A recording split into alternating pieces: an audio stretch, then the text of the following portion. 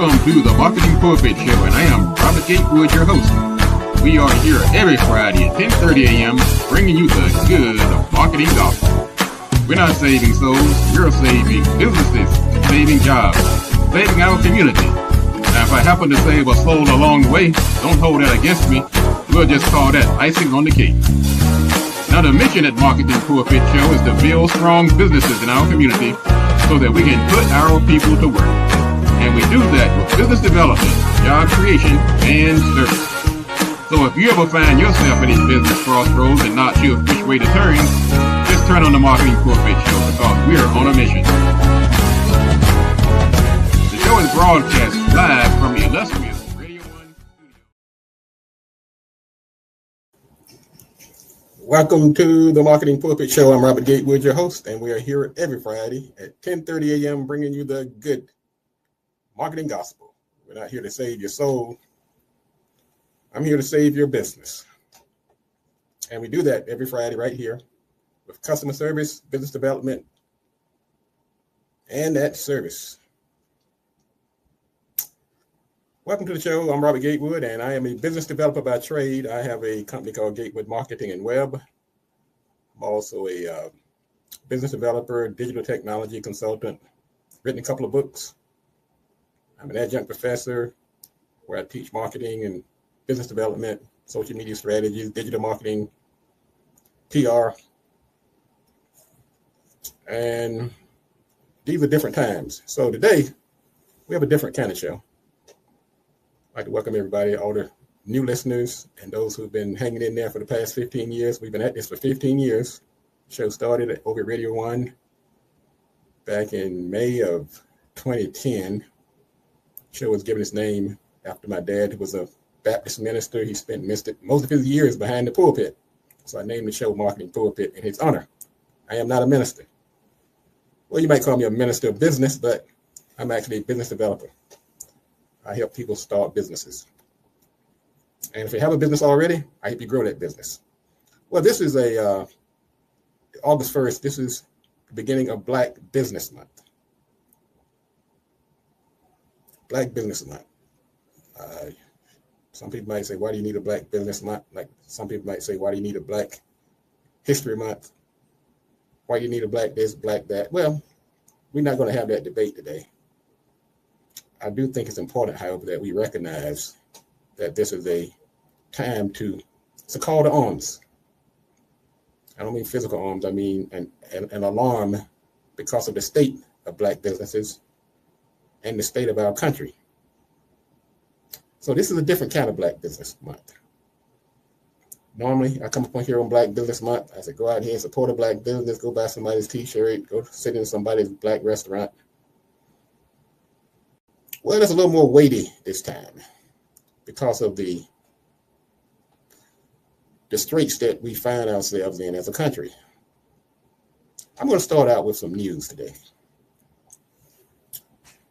and kind of give you a backdrop and give some context to why this Black Business Month is somewhat different than others.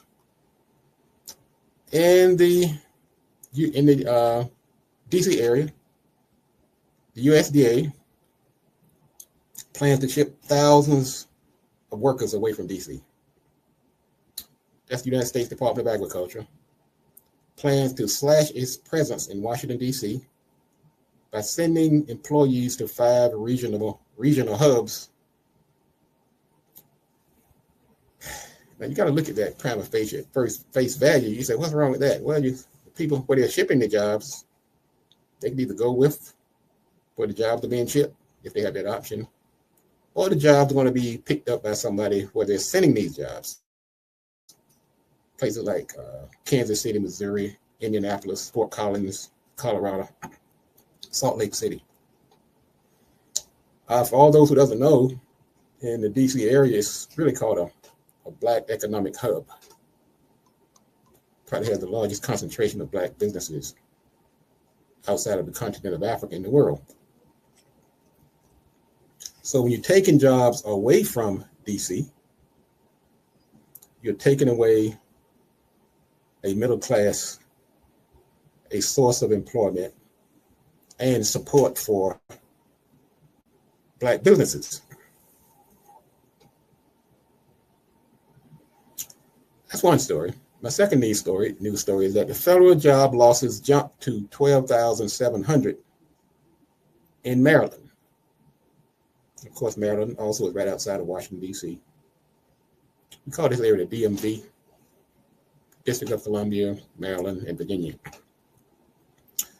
So Maryland has lost 12,700 jobs since the beginning of the second Trump administration. And these are people's lives we're talking about. 12,700 jobs. Once again, we know that in Maryland, you have Prince George's County, once again, one of the Black economic hubs, probably one of the biggest in the country and probably the world. And so we start taking 12,700 jobs away from an economy. It's going to have impact, not just on those employees and those workers, but on the businesses that support them. So why do I bring this up on Black business? People are always saying, well, you start talking this Black stuff. I don't want to talk about Black stuff. I want to talk about going out here, making your job, getting your business right.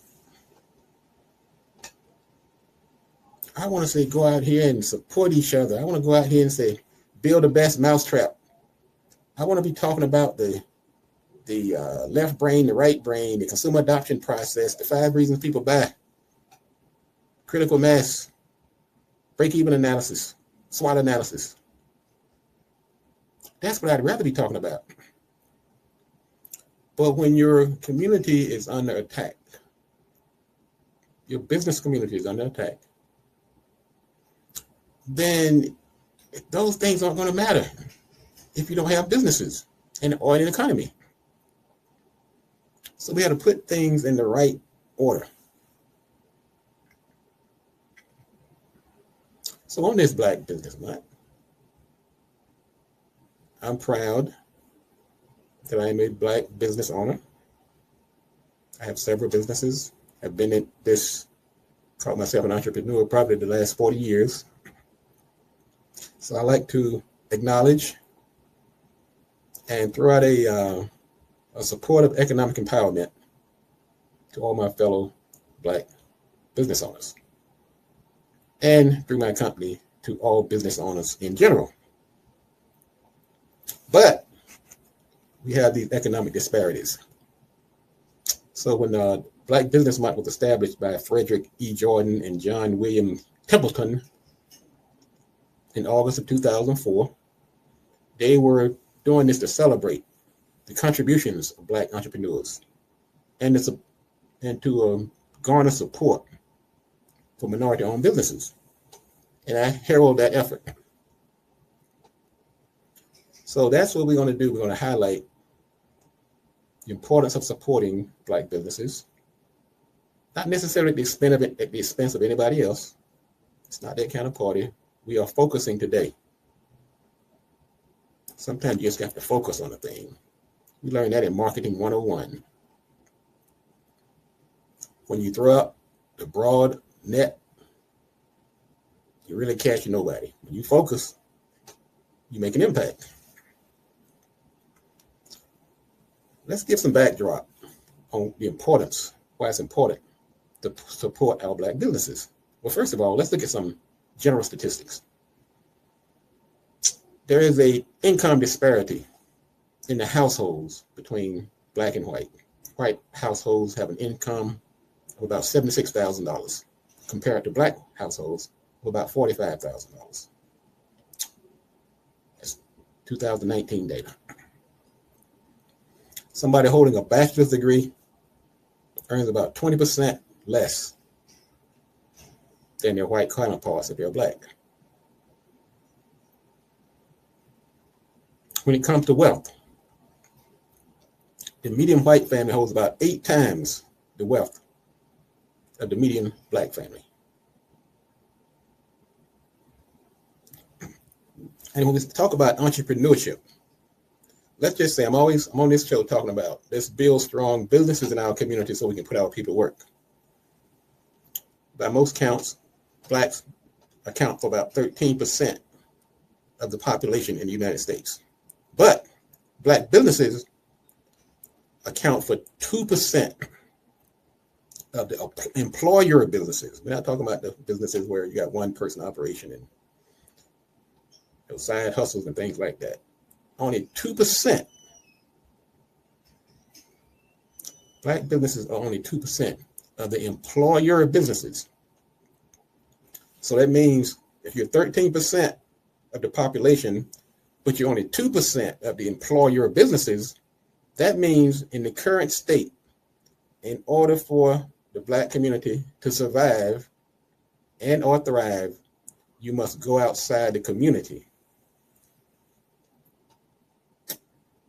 And that goes back again to why I started this show, and why I've been doing it and so long and will continue to do it. So once you go to these businesses where you're at 11%, that's that 11% gap, you're facing things like racial disparities, discrimination in hiring, promotion, compensation. On the average, Black Americans face about double the unemployment of whites. Even things as like these microaggressions, such as resumes with Black sounding names, are less likely to be called back than white sounding names. So you can see that this need to create these businesses, these Black businesses, are not just for Blackness' sake, but for survival's sake. There are about 3 million Black businesses in the United States. That creates about 1.2 million jobs, $133 billion in revenue, a 20% growth rate in Black women-owned businesses. Now, when we build these businesses,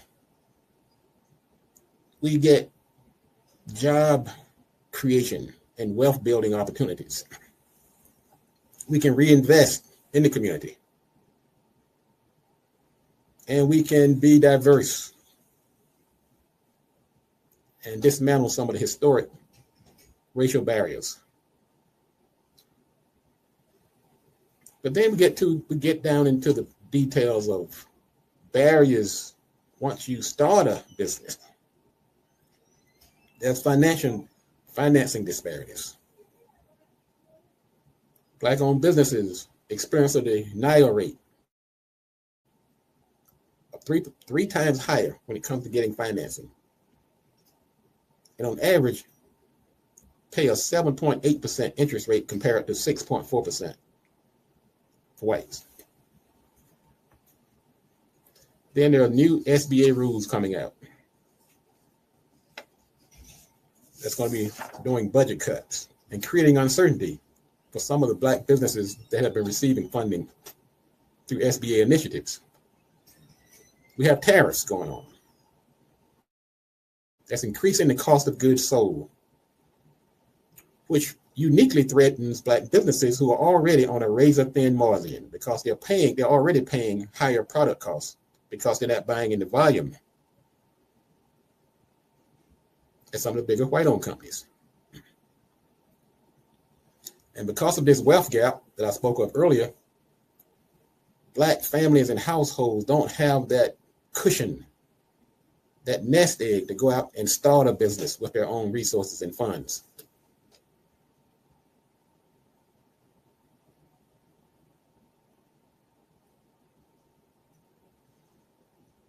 When it comes to access to capital,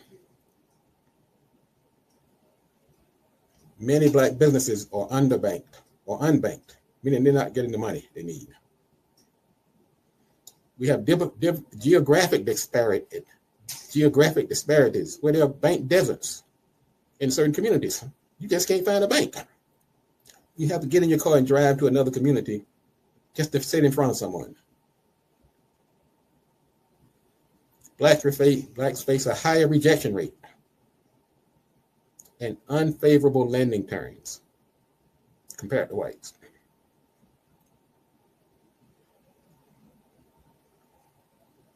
Then we have this shift in DEI, diversity, equity, and inclusion. I did an entire show on this topic.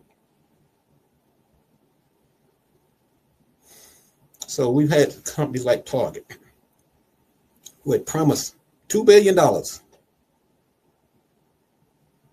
promised to invest $2 billion in Black-owned businesses. That was rolled back due to some pressure from the Trump administration. Of course, we see the boycott is still going on in some quarters. It's a dire situation you find yourself in when you're dependent upon people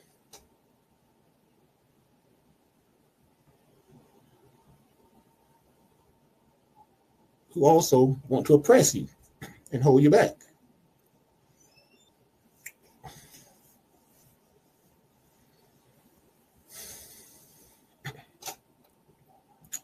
Do we just take this lying down? Well, of course, the first reaction, you want to double down,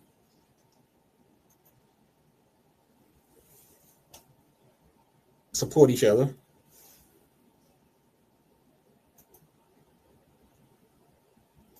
Just putting up some of these numbers.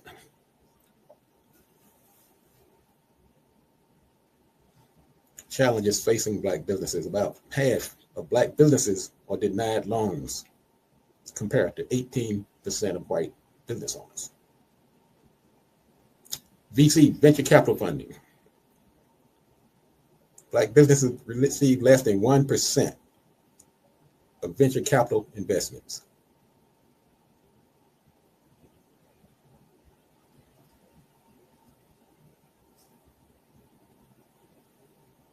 About 41% of Black businesses closed during early stages of COVID-19, nearly double the national average. There's some serious business, people.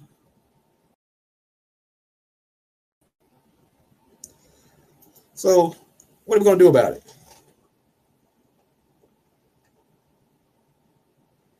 Well, there's some help out there. There's the MBDA program. It's being used as a political football like many other things. People are threatening to defund it, cut back on it.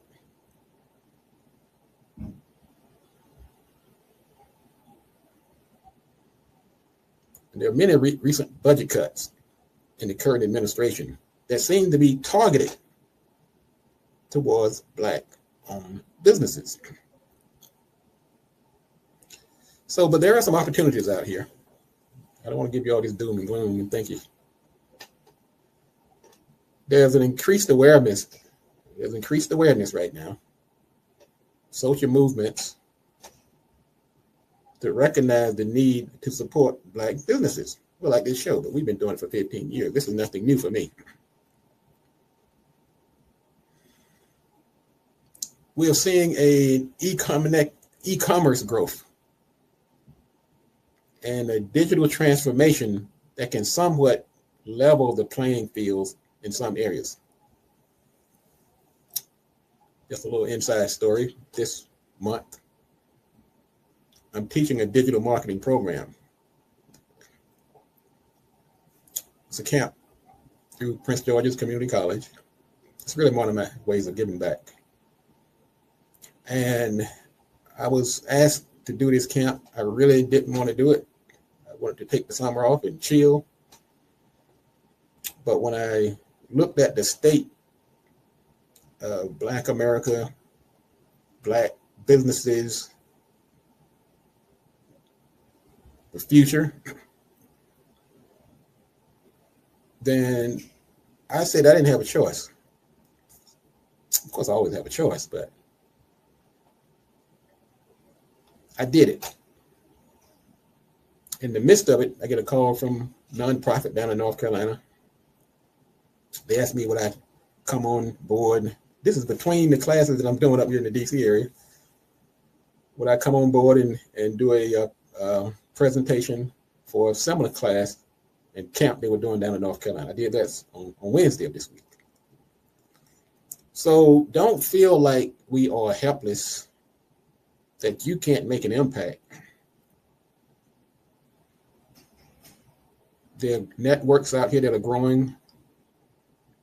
There's funding that's specifically for Black entrepreneurs. There's corporate sponsorships that are still around. But those are short-term fixes. We have to build our own businesses. We can't survive as a community by being 13% of the population with only 2% of the hiring capability. That math isn't mathing. Also, when you get funders, they tend to call the shots. And sometimes those shots don't favor our community. So this is what I'm going to leave you with today. On this Black Business Month, I want you to support Black businesses. I'm not being hypothetical. Because we get into habits. Sometimes we have to break our habits. We're in the habit of going to certain stores. We're in the habit of having a certain amount of convenience. Pick up this phone and let me get on the computer and order Amazon Prime. It'll be here before the night before I go to sleep. There could be a Black business around the corner that has that same product or service. They might not get it to you that night, but did you really need it that night? Might cost you a little more. But you're not just investing in that company. You're investing in your community and your survival.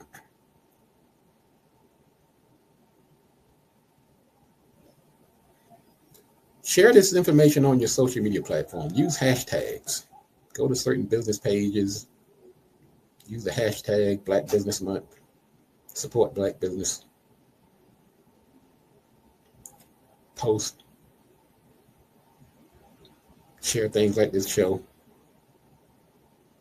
Like I said earlier, mentoring, networking, working on the younger people, give them hope because they will be our future. We have to change these numbers. You can't be 13% of the population and have only 2% of the hiring power. I'm going to say that again and again and again. If you're wondering why I've been doing this show for the past 15 years, nonstop, rain or shine, those are the numbers that keep me awake at night. What if they decide to stop hiring? What if we get to a point where there's so much discord in this country that they decide to stop hiring altogether? Then what you going to do?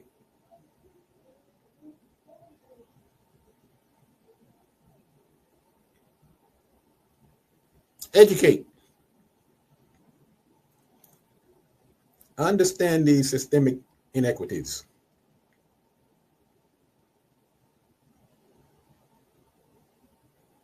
And invest. Many of you have nice stock portfolios. You've invested in Tesla and Walmart and Amazon and Meta. I'm one of them. I tell you what, I also invest in Radio One. I'm looking for good Black companies to invest in. Isaac Hayes' son has a social media platform. They said $3.99. That's all it takes to get in the door. That's going to be my next stop. Nobody can save us but us. So on this Black History Month, today is the first day, I want you to reflect. There's a lot that I didn't cover today.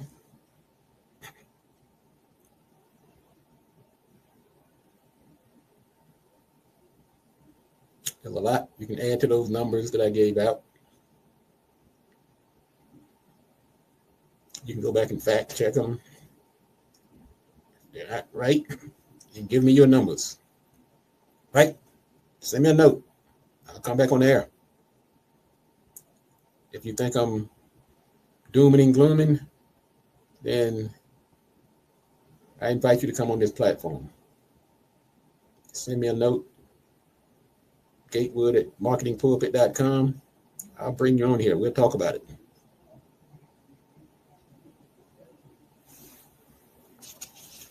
What I'm going to do later today, when I get off this air, going downstairs, we're having a networking event.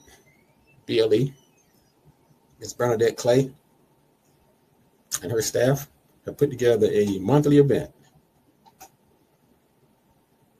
And we talk about these issues. I'm going to talk about this again downstairs. We're also going to talk about intellectual property, copyrights, patents, trademarks, the difference, how long they last, how you make it happen. But we're also going to talk about how we can help each other as a community, as a country. That's not being racist. That's not being isolationist. When I came along, I worked in corporate America, like the first 10, 15 years of my life. Some of my mentors, folks that impacted me the most, were not Black. And many of them were, but I'm saying some of the ones that profoundly changed my trajectory. And I'm forever grateful. But that's what we have to do. We have to get the information and then go spread it. If we only have 2% of the hiring power, we're not ready. You got to make some partnerships, some alliances, make some friends outside the community. But job number one is to lay down your foundation in your community. Mentoring, networking, supporting, investing. Do that now while you learn.